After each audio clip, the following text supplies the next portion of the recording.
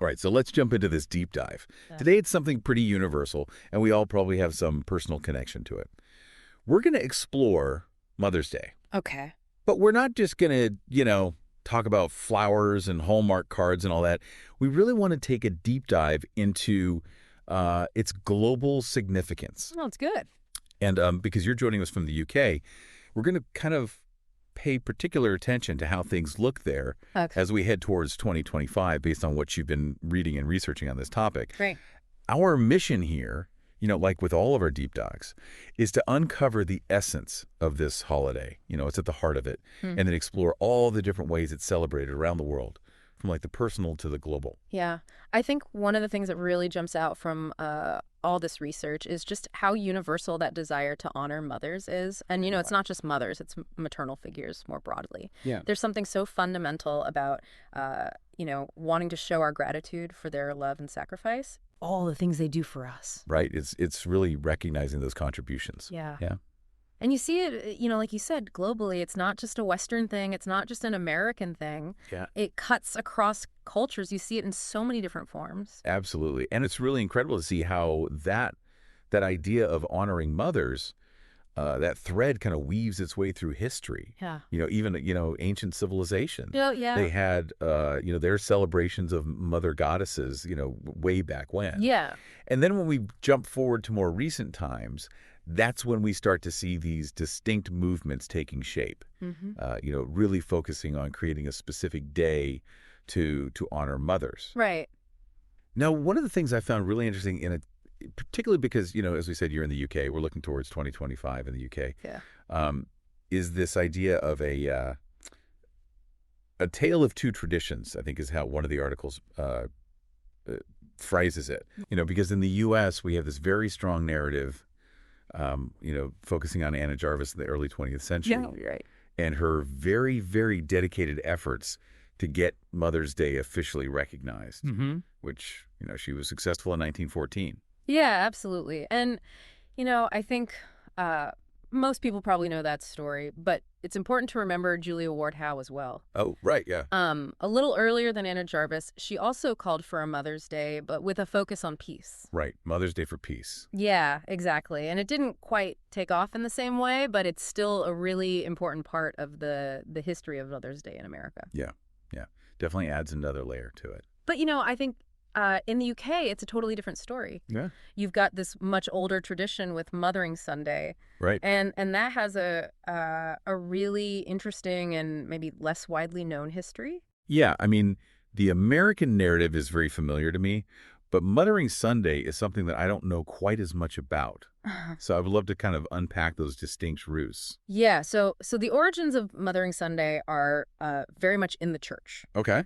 It falls on the fourth Sunday of Lent, and it was originally a time when, people would go back to their mother church. Okay. So their main local church, or the cathedral, Okay. for a special service. It was like a big community gathering. So it wasn't necessarily like about honoring individual mothers Right. in the way we might think of it today. Yeah, not in the same way. But more of a religious observation. Right. That was focused on the church itself. Exactly. The mother church. The mother church, yeah. Okay. And one of the things I found really interesting, it eventually became a day off for domestic servants Oh, wow. who, back then they often lived and worked far away from their families. And so this day gave them the chance to go home and visit their mothers. So you can imagine how significant that would have been Oh, absolutely. to be able to reconnect. Yeah. It's just, it's kind of beautiful how it evolved from, returning to the mother church to literally going home to your mother. Yeah, that connection is so strong. And, it's fascinating how these traditions evolve because as, I was reading through the stuff you sent, even though those religious roots are still there, Mothering Sunday in the UK today is really much more of a secular celebration. Yeah. Yeah. Very much like Mother's Day in the U.S. It's about families. Yeah. It's about, appreciating mothers. Honoring mothers, exactly. Exactly. Now, for anyone listening in the UK and starting to think about, 2025, Yeah. what should they mark on their calendars? When is Mothering Sunday in 2025? So Mothering Sunday in 2025 is going to be on Sunday, March 30th. Okay. So a little later than people might think. All right. Good to know. Good to know. So now that we've kind of, we've looked at the history and the roots of these holidays in the UK and the US, Hmm. I want to dig into how these sentiments are actually expressed. Okay. Like how do people celebrate and what are some of the traditions? Yeah. And I noticed there's some really interesting cultural distinctions between, how the UK celebrates versus the US. Yeah, absolutely. So let's start with a traditional Mothering Sunday celebration in the UK. Yeah, so flowers are a big part of it, Okay. especially daffodils, Oh, nice. which, they're in bloom around that time. Yeah. And then there's simnel cake. I've never had simnel cake. Oh, it's so good. It's like this fruit cake. Okay. And it's decorated with 11 marzipan balls. Oh, wow. All right. And the 11 balls represent the 11 apostles minus Judas. Oh, interesting. So, it's got that connection to the religious side of things. Oh, I see. Yeah, yeah. But, yeah, family gatherings are really common. And one thing that I noticed is that handmade cards and gifts from children really, really value. That personal touch. Yeah, Personal yeah. touch. Yeah. Yeah, simnel cake. I'm going to have to try that. You sure? It's so good. All right, so if we hop across the Atlantic to the U.S., what are some of the common ways that people celebrate Mother's Day there? So flowers are still huge in the U.S., Okay. but you also see a lot of cards, jewelry, and brunch, taking mom out to brunch or dinner. Yeah, yeah, yeah. It's, I think, maybe a bit more commercially driven, maybe. A little bit, yeah. But yeah, family gatherings are still a big part of it. Yeah, definitely. And it's interesting because we've focused on the UK and the US. But I know, based on what you sent me, there are so many other cultures around the world that have their own unique ways of celebrating. Oh, absolutely, yeah. And it's so tied to local customs, local foods. Yeah. It's really fascinating to see how it's adapted and changed over time. Yeah, and in some countries, I mean, it's a public holiday. That's right. Yeah. Which really highlights the significance. Absolutely. It's a really big deal in a lot of places. Yeah. And that kind of brings us to something that I saw come up a lot in the research. Okay. Which is this idea of the commercialization of Mother's Day. Yes. It's become such a huge event for retailers. Yeah. They're pushing flowers, they're pushing gifts. You can't escape it. No, it's everywhere. It's everywhere. Yeah. And I think there's this ongoing discussion, isn't there, about whether all that commercial activity is overshadowing the original meaning of the day. Absolutely. The more genuine, heartfelt meaning. Yeah, you can definitely feel the pressure to buy the perfect gift. Oh, yeah. Whatever that is, Exactly. And the marketing is so sophisticated. Yeah. They really know how to play on your emotions. They tap into that love and gratitude, and they make you feel like you need to spend money to show it. Right. But at the end of the day, it's really the sentiment that matters. Yeah. It doesn't have to be about spending a lot of money. Exactly. It's about showing that you care. And I think that's a really good segue into the power of personal touch. Yeah. Because in a world where everything is, mass-produced, those really thoughtful gestures, I think, carry so much more weight. Oh, absolutely. Like a handmade card. Yeah. Or something that you put your time and energy into making. Yeah, or, baking something. Yeah. Taking the time to make someone's favorite treat. Yeah. Those things mean so much more than something you just bought at the store. Yeah. And one thing that came up a lot in what you sent me was the importance of spending quality time together. Yeah. Whether it's a meal or going for a walk. Yeah. Or just having a conversation. Yeah, just being present. Being present, yeah. That's what really matters. Yeah. Time is so precious, right? It is.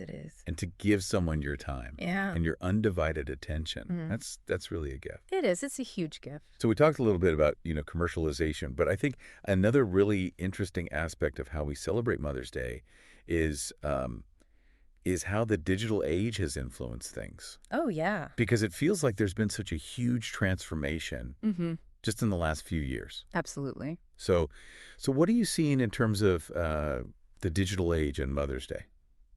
Well, I mean, social media is a huge part of it now. Yeah. You see all those messages. Yeah. And, people posting pictures. Yeah. And then you have virtual celebrations, which have become really important for families that are spread out. Right. They can't be together in person. Yeah. So they do Zoom calls. Yeah. and things like that. And of course, online shopping, you can send gifts from anywhere. Yeah. Even at the last minute. Yeah, for sure. For sure. It's almost like a double-edged sword, right? It is. Because on the one hand, you have these incredible tools Yeah. that allow us to connect with people and express our feelings, Yeah. even when we can't be physically present. Right. But then there's also this risk, I think, that those online gestures sometimes can feel a little bit less personal, or less immediate. I agree with that. Yeah. So how do we kind of balance those things? I think it's about being intentional, Okay. even when you're using digital means. Yeah. So, maybe instead of just a quick text message, Yeah. you record a video message. Right. Or you choose a gift online, Mm-hmm. but you write a really heartfelt message to go with it. Yeah. Really put that thought into it. Yep. Yeah. That makes a huge difference. Now, one of the really important points that I saw come up in all of this research is how the definition of motherhood is evolving and how it's becoming so much more inclusive. Yeah, absolutely. And I think that's really important to reflect on, especially as we're talking about Mother's Day. Yeah, it's not just about the traditional nuclear family anymore. Yeah.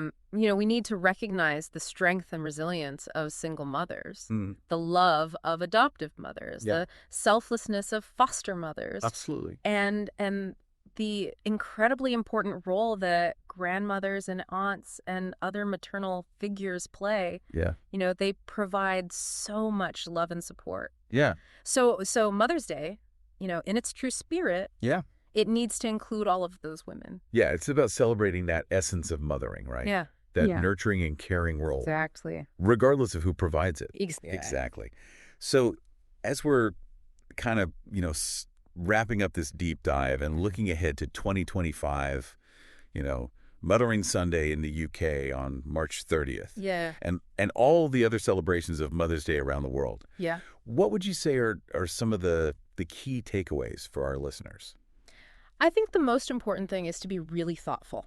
Okay. Really consider the person that you're honoring. Yeah. Think about their interests, their personality. Yeah. And prioritize spending quality time with them, if you can. Yeah. And just make sure that your expressions of appreciation are genuine. Yeah. And come from the heart. So it's about moving beyond, just those expected gifts or societal expectations. Yeah. And really seeing the individual. Exactly. Yeah, and appreciating their unique contributions. Yeah. Well, this has been a really insightful deep dive. I think it's clear that Mother's Day, whether we're talking about Mothering Sunday in the UK or all the other ways it's celebrated around the world, it's such a significant occasion. Yeah. And it really underscores that fundamental bond between mothers and their children. Absolutely. And, despite all the different traditions and the commercialization that we talked about, at its core, it's about celebrating love and support. It is, yeah. It's really beautiful how how these traditions have evolved. Yeah. From ancient times to today. Yeah. But they still hold on to that core sentiment. Yeah. Gratitude, love. Yeah. It's really powerful. So as we bring this deep dive to a close, I want to leave you with one final thought. Okay. Given everything we've discussed, all the different origins of Mother's Day, Yeah. the ways that we express appreciation today, how can you honor the maternal figures in your life Yeah. in a way that truly resonates with that spirit of gratitude, in a way that moves beyond maybe the conventional expectations, Yeah. and really finds what feels meaningful and personal? I think that's something worth reflecting on. I agree. Thanks for joining us for this deep dive. It was great to be here. Today is your lucky day. Today is the day that our $3 website works for you, paying you directly to your PayPal daily. Imagine $3 ongoing continuous payments to your PayPal account. Imagine falling asleep and waking up to $300 in your PayPal account. How would this make you feel? How could this help you? What bills could you pay? What kind of fun could you have? What does that retirement look like now? All for a one-time payment of $3. This website is DFY done for you, fully built and completely hosted, and never stops collecting payments for you. You have spent $3 on coffee on a regular, but that coffee won't help you create multiple streams of income. Click the link below.